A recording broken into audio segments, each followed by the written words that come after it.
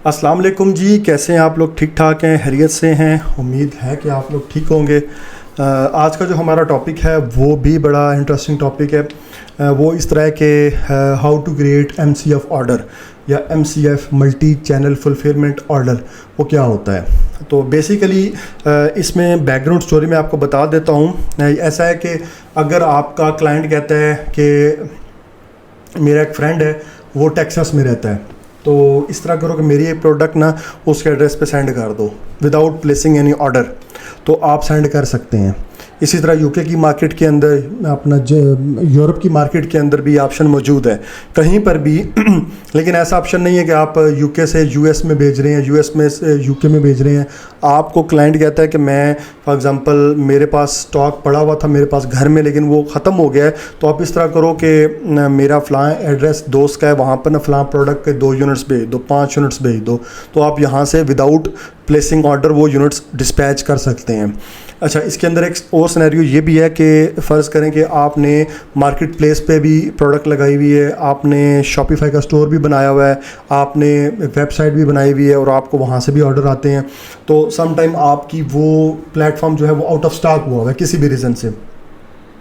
तो उस कंडीशन में आप ऐसा नहीं करते कि वहाँ पर लिख दें कि आउट ऑफ स्टॉक, वहाँ पर आप अपनी लिस्टिंग्स को एक्टिव रखते हैं, वहाँ पर आप अपना जो है ना वो स्टेटस एक्टिव में शो करते हैं। अगर कोई ऑर्डर आ गया है आपने वहाँ से एड्रेस लेना है और यहाँ पर कहना है जी इस एड्रेस के ऊपर मेरी प्रोडक्ट शिप कर दो, इन केस ऑफ एमरजेंसी, जब आपके पास स्टॉक ना हो। लेकिन अगर आप रेगुलरली ये चीज़ परफॉर्म करेंगे तो वो आपको नुकसान भी होगा, क्योंकि यहाँ पर शिपिंग चार्जेस पे करने पड़ते हैं और फिर अमेज़न को ऐसा भी लगता है कि आप कहीं ड्रॉप शिपिंग कर रहे हैं।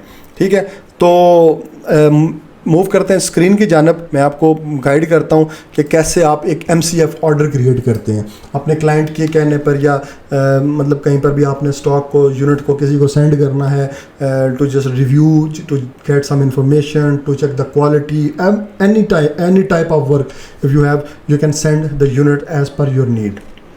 ओके, सेलर सेंट्रल को लॉगिन करना है जी। लॉगिन करके 3 डॉट्स पे क्लिक करना है और इन्वेंट्री में जाना है, मैनेज इन्वेंट्री के अंदर, और मैनेज इन्वेंट्री के अंदर जाके आपने यहाँ से कोई भी प्रोडक्ट सिलेक्ट करनी है जिस प्रोडक्ट का क्लाइंट ने बोला है आपको।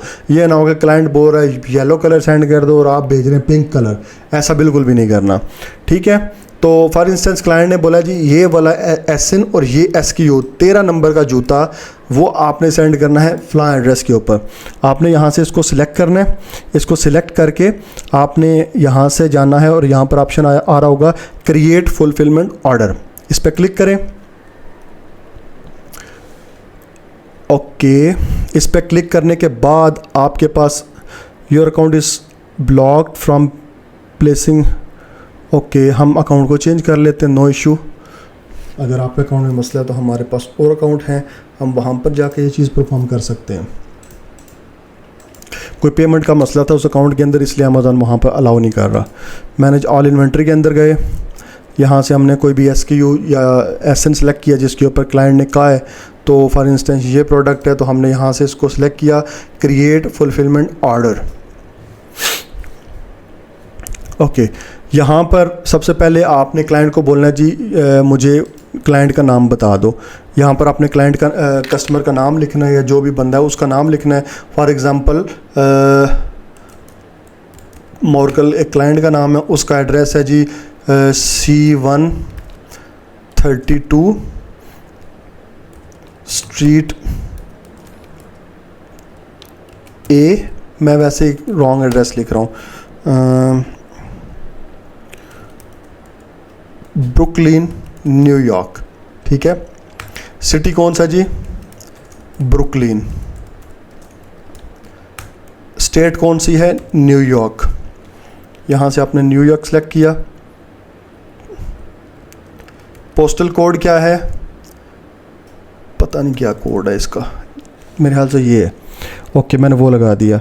आगे फ़ोन नंबर ऑप्शनल है, लेकिन कोशिश करें कि इस कंडीशन के अंदर आप ना फ़ोन नंबर लाजमी मेंशन करें, क्योंकि एड्रेस सम टाइम ऊपर नीचे हो जाता है, तो अगर पार्सल के ऊपर नंबर मेंशन होगा तो वो कांटेक्ट कर सकते हैं।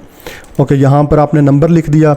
यहाँ पर फिर आपने उसकी ईमेल मंगवा कर लिखनी है, mokkal43143@gmail.com। ये सारा फेक एड्रेस है, मैं आपको वैसे बता रहा हूँ। इस तरह करके आपने ये फॉर्म फिल करने, फॉर्म फिल करके प्रोडक्ट आपने ऑलरेडी सेलेक्ट की हुई है, आपने 1 यूनिट करना है, 2 यूनिट, 3 यूनिट, जितने आपको क्लाइंट ने बोले आपने वो सिलेक्ट करके इसको ऑर्डर आईडी को अगर आपने लिखना है कि मोरकल के नाम से कोई ऑर्डर आईडी जनरेट करनी है तो कर दें, अदरवाइज़ आप इसको एम्प्टी छोड़ दें, अमेज़न खुद जनरेट कर देगा। पैकिंग स्लिप के ऊपर कमेंट्स क्या देने हैं वो लिख दें अगर आपने लिखना है तो, अदरवाइज़ आप इसी को ऐसे ही एज इट इज़ जाने दें। ठीक है जी। उसके बाद आपके पास शिपिंग के अंदर 2 ऑप्शंस आ रहे होते हैं। एक स्टैंडर्ड शिपिंग जो कि 6 डेज़ का टाइम लेती है, ये 18 मई को आपका ऑर्डर जो है वो डिलीवर होगा, तो इसके चार्जेस हैं $7.35। और अगर आपको क्लाइंट कहता है कि कोशिश करो कि 2 डेज़ की शिपमेंट सेलेक्ट करो, तो आपने क्लाइंट को बता देना कि ठीक है जी, उसके एक्सपेंसेस थोड़े ज़्यादा होंगे बट मैं कर देता हूँ, क्योंकि क्लाइंट को पता होना चाहिए। तो आप एक्सपीडिटेड शिपमेंट क्रिएट करके आप इसको यहाँ से क्रिएट ऑर्डर कर देते हैं। होल्ड ऑर्डर के आपकी, अगर आप होल्ड करते हो तो मीन्स कि आपकी इन्फॉर्मेशन सेव रहेगी, आप दोबारा कभी भी इसको ओपन करके सेंड कर सकते हैं। नॉर्मली हम स्टैंडर्ड ही कर रहे होते हैं कि स्टैंडर्ड के थ्रू ही हम कहते हैं जाने दो, तो यहाँ से आपने क्रिएट ऑर्डर पे क्लिक करना है और आपका ऑर्डर फौरी तौर पे क्रिएट हो जाएगा। तो ये बड़ा सिंपल सा स्टेप है, इसके थ्रू आप ऑर्डर को अपने किसी भी कस्टमर की तरफ, किसी क्लाइंट की तरफ, या जो भी आपसे इस तरह की बात करता है आप उसके एड्रेस पे शिप कर सकते हैं। ठीक है जी, ये छोटी सी एक इन्फॉर्मेशन थी, मैंने कहा आपको बता दूँ। तो मिलते हैं जी नेक्स्ट वीडियो के अंदर एक नए टॉपिक के साथ। फॉर द टाइम बिंग आप इसको ज़रा एक्सप्लोर कीजिएगा, एंड नेक्स्ट क्लास के अंदर फिर एक नए टॉपिक के साथ आपके लिए लेकर आते हैं informative content. So stay tuned for the next video. Till that time, thank you so much. अल्लाह हाफिज़।